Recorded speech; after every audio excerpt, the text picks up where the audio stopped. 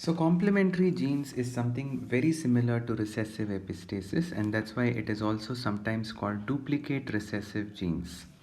Okay, so the best example that we are going to consider for complementary genes is flower color in sweet pea, whereas you can see there are two prominent colors, white and purple. To consider the example of complementary genes, I am again going to consider two genes, gene A and gene B for example, and ultimately the phenotype of the flower color. In first case, notice that gene A is in a recessive condition, but gene B has a dominant allele in it, either in homozygous or heterozygous condition. Now, because there is one gene which is occurring in homozygous recessive condition, we will not get any color here, so the flower color will be white.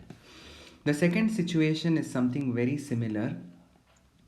I am going to have at least one dominant gene in the first gene, that is dominant A in heterozygous or homozygous condition.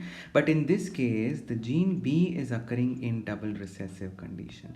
If I have a double recessive condition in gene B, I will still get white color. So it's as if gene A and gene B in their homozygous recessive condition are duplicates of each other because they code for the same phenotype. Now what is going to happen in the third case is there will be at least one dominant A in the first case, that is gene A will have at least one copy of its dominant gene, and gene B there will be at least one copy of dominant B. So that means what is happening here is both the dominants are coming together. So when there are dominants on both the cases, on both the genes, then surprisingly the dominants will complement each other and they will produce a color which is purple. So it is the complementation that's happening between the two dominants, capital A and capital B. When they come together, they complement each other, they produce a color which is referred to as purple.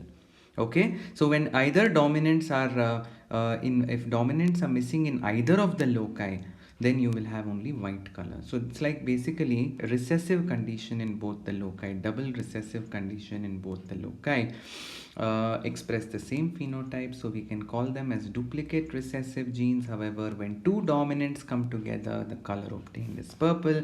The F2 generation phenotypic ratio for this particular complementary gene action is 9:7. 9 of them will be purple colored and 7 of them will be white colored when you conduct a typical dihybrid cross.